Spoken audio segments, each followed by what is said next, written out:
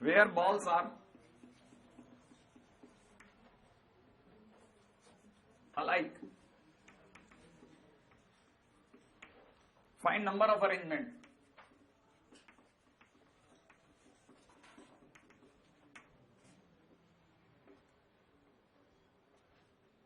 Number of arrangements of white black white black.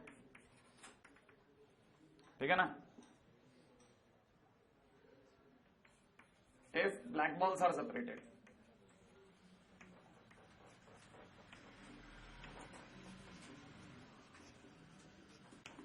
हाँ जी साहब, मजा आएगा। एक पुरानी क्वेश्चन जो मैंने बीच में कहीं रोक दिया था शायद।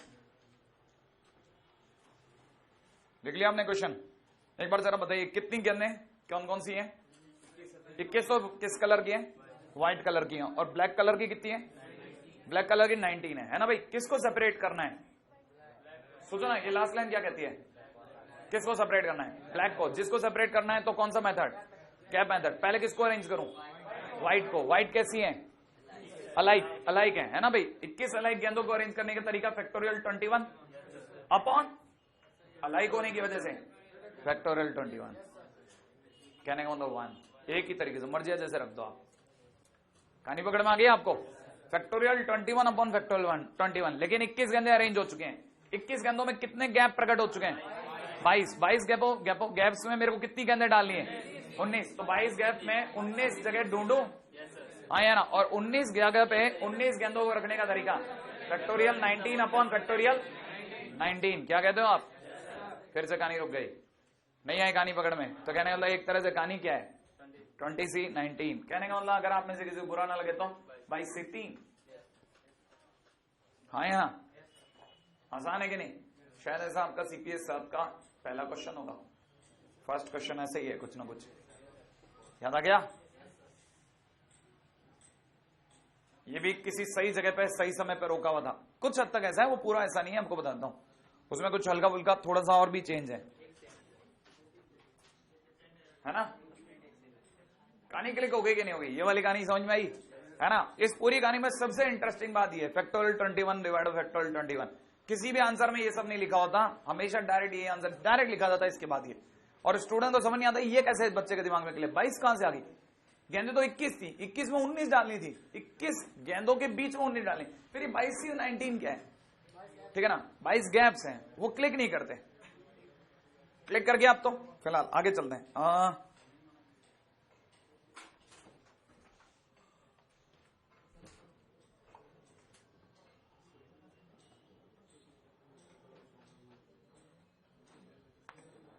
हाँ भाई, अगला क्वेश्चन है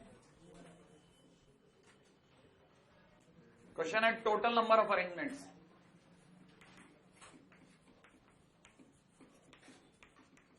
total number of arrangement of letters,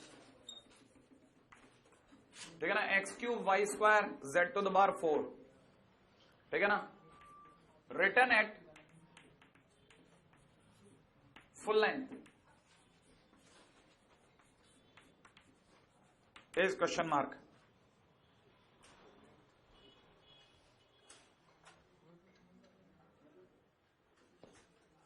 जानबूझ करके आपके सामने रखा गया। हल्की सी फील देगा सिलेक्शन वाली, गौर से देखिएगा। आप में से किसी को अगर याद हो तो मैं आपको याद दिलाना चाहता हूं कि इस क्वेश्चन को देखते हैं आपको याद आ जाना चाहिए a³ b² O5। याद आया? लेकिन अगर आप ये देखते हो तो आप क्वेश्चन को दोबारा से देखिए। उस तरह के क्वेश्चन की शुरुआत होती थी number of ways to select. क्या इसमें सिलेक्शन मांगा गया? क्या नहीं, ये क्वेश्चन सिलेक्शन का नहीं है। इसीलिए मैंने जानबूझ के उसके बाद ये करवा रहा हूं। वहां करवा देता तो वहां का होता था, ठीक है ना? पुरानी जगह से नई जगह पे क्लिक कर रहा हूं। ये सिलेक्शन का क्वेश्चन नहीं है,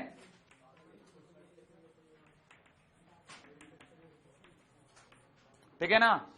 इसका मतलब ये कि अगर बाय द वे आप इसको कैसे करते, सोचो जरा। अगर ये क्वेश्चन आपके लिए होता वैसा वाला, तो आप इसको देखते। याद है 3 एप्पल्स, 3 एप्पल को चुनने के तरीके कितने होते हैं? 3+1, याद आ गया?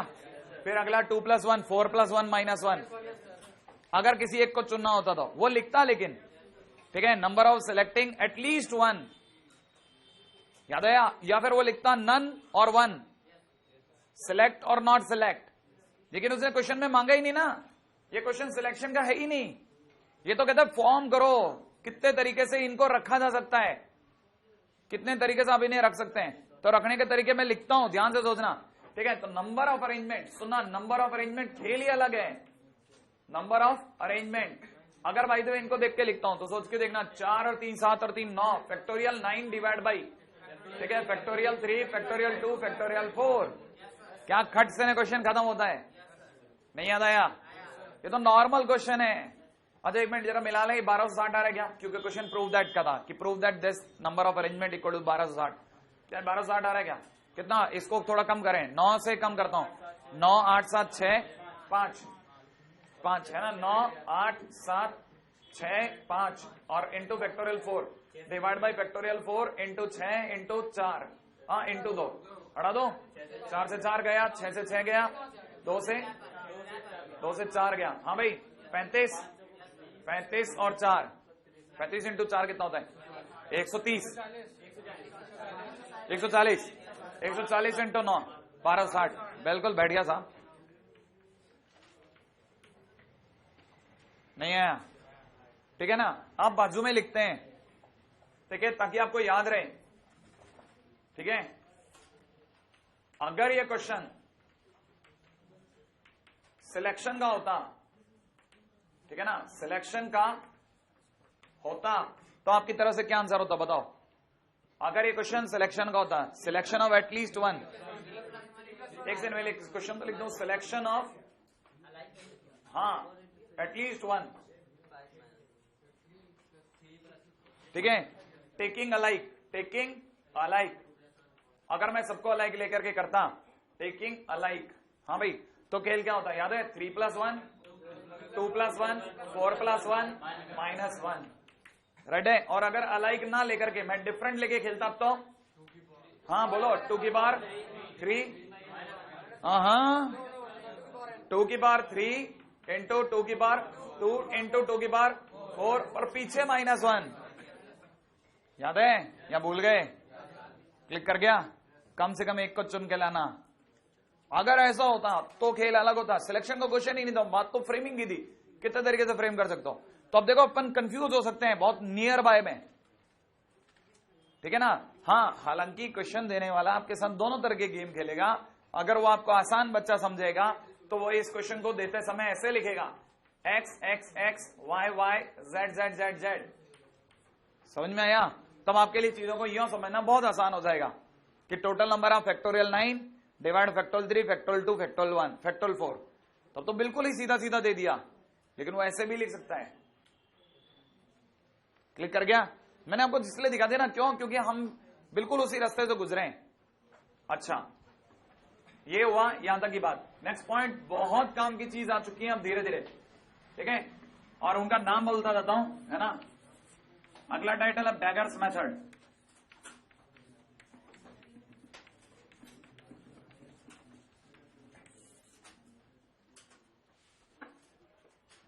पहली बात,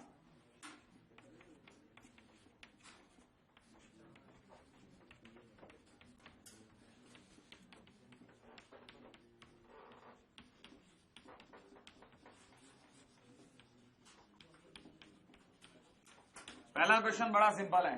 एक खेत है साहब, अगर मेरे को इस खेत को बांटना है 3 हिस्सों में, कितनी वॉल्स खड़ी करूं? 3 हिस्सों में बांटने के लिए कितनी वॉल्स? 2। आपको कहानी पकड़ में आई? हाँ, आपने खेत के 2 पार्टीशन कर दिए, आपने खेत के 2 पार्ट किए, लेकिन 3 पार्ट हो गए, क्योंकि तीसरा तो वैसे ही फ्री हो गया ना। नहीं आया समझ में? आपने तो 2 पार्ट करने की कोशिश करी थी 2 दीवारों के बीच में, लेकिन तीसरा तो ऑटोमेटिकली फ्री मिल रहा है। समझ में आया? तो कहने मतलब पहली चीज जो आपको समझनी चाहिए कि पार्टीशन करने के लिए किस समय पे कितने हिट करने हैं। एक खेत के 3 हिस्से करने हैं, 2 दीवारी खड़े करो, और किसी तरह से अगर बाय द वे 10 कॉइन को 6 लोगों के बीच में बांटना हो, है ना, तो 5 हिस्से करो। 10 कॉइन्स को 6 लोगों में बांटना हो तो 5 हिस्से करो। छठा हिस्सा जो बच गया सारा है, नहीं आया समझ में? आपने 10 कॉइन हाथ में रख लिए, पहला हिस्सा, दूसरा हिस्सा, तीसरा हिस्सा, चौथा हिस्सा, पांचवा हिस्सा, जो बच गया वो छठा है। इसका मतलब ये कि number of partition is always less than 1 less than 2 the number of partition. जितने पार्टीशन करने हो उससे एक कम हिस्से करने चाहिए, उससे एक कम सेपरेट करो। पहली चीज जो आपको सीखनी चाहिए सबक से, ये बेगर्स मेथड का पहला नियम है। अब है ना, बेगर्स मेथड के लिए कहानी समझना। मान लो मुझे, ठीक है ना, 10 सिक्के 4 भिखारियों बांटने। 4 भिखारी मेरे सामने आके खड़े हो गए, मैंने जेब से 10 सिक्के निकाले और ये पहला, ये दूसरा, ये तीसरा, ये चौथा, बांट दिए। राइट है, इसे कहते हैं बांटना। अच्छा, इसे जहां बांटना कहते हैं वहां आपके क्वेश्चन में वर्ड यूज होगा नन, वन और मोर। अगर मैंने पहली बारी में सारे 10 के 10 सिक्के पहले भिखारी को दे दिए और बाकी 3 को ले ले ले खाली, तो भी बटाओ माना जाता है। नहीं है समझ में? राजा की 4 संतानें, एक संतान ने सारे कब्जा कर लिया और राजा ने मुंह फाड़ करके सब कुछ होते देखा तो उसने बंटवा दिया। लोग ये कहते हैं कि गलती राजा की थी, उसने बंटने दिया एक जने के बीच में, वरना वो इंटरवीन करता और कहता नहीं ये गलत है। लेकिन उसने इंटरवीन नहीं किया, इसका मतलब उसकी मूक सहमति थी, वो तैयार था कि बाकी लोगों को कुछ ना मिले। कहानी क्लियर है? हाँ या ना? इसका मतलब वैसा ही सीन हमारे यहां पे भी है। अगर मेरे पास 10 सिक्के हैं और 4 भिखारी हैं, मैं एक बारी में ही एक भिखारी को सारे सिक्के दे देता हूं तो बाकी चारों में बटाओ माना जाएगा। मैंने चारों बांट के आया हूं मैं तो। इसे बोलते हैं नन, वन और मोर। किसी को कुछ भी नहीं मिला और किसी को सारा मिला तो भी बटा। पहली दूसरी बात जो आपको याद रखनी है, पहली बात, सेपरेशन हमेशा पार्टीशन से एक कम होगा, एक ज्यादा होगा, ठीक है ना। और दूसरा मैंने आपको बताया कि अगर बाई द वे किसी को कुछ नहीं मिलता वो मुंह फुला के जाएगा, लेकिन हम लोग तो ये कहेंगे कि बटा भाई, हमने तो बांटा। अब मुझे अगर बाई द वे 10 जनों के 10 सिक्कों को 4 भिखारियों में बांटना है तो एक तरीका तो होता है मैं रैंडमली बांटिया हूं, एक तरीका होगा मैं घर से तैयारी करके जाऊं। कैसे तैयारी करके जाऊं, है ना, बाद में जो हपड़ दपड़ होती है ना, उससे बचने का तरीका क्या है, मैं घर में बैठा, निकलने के टाइम पे, मंदिर निकलने के टाइम पे मैंने क्या किया, है ना, आप में से कई लोगों ने टोकन देखे होंगे ना जो मिठाई की दुकानों में मिलते हैं। अरे वो गोल वाले कैरम बोर्ड की गोटियों जैसे टोकन आते हैं ना, है ना, ऐसे 4 टोकन वाले नकली सिक्के ले लिए और उनको अपने हाथ में सिक्के रख के बीच में जहां मर्जी वहां फंसा दिया। सही है? तो बताओ अगर मेरे को 4 में बांटने तो मुझे कितने नकली सिक्के डालने चाहिए? 3 नकली सिक्के डलते ही, कहीं पे भी 3 नकली सिक्के डाल दो, 4 हिस्से हो गए। फिर मैं यहां हाथ में सारे सिक्के रखूंगा और पहले नकली सिक्के के ऊपर का सारा तू ले जा, पहले नकली और दूसरे नकली के बीच का सारा तू ले जा, दूसरे नकली और तीसरे नकली के बीच का तीसरा ले जा, और जो बाकी बचा वो तू ले जा। Is it clear? इसका मतलब यह है कि अगर पार्टीशन करना हो तो हमेशा जितने लोगों में बांटना है उससे एक कम नकली सिक्के इंट्रोड्यूस कराओ, उससे एक कम नकली। ये एक कम नकली सिक्के कहानी कितनों को समझ में आई? कहने का मतलब अगर मुझे 4 भिखारियों में बांटने तो कितने नकली सिक्के एंटर कराने चाहिए? 3। राइट है? अगर मुझे P भिखारियों में बांटना है तो P-1। अच्छा, दूसरी बात, तीसरी बात तक आ गया मैं? 3 बातें। पहला, number of partitions are always less than 1 less than 2 number of number of partition is always 1 greater than 2 the number of separation. ठीक है? तीसरा, अगर किसी को कुछ भी नहीं मिलता तो भी हमारी तरफ से बांटा हुआ माना जाएगा, है ना। और अभी वाला पॉइंट मैंने आपको क्या बताया?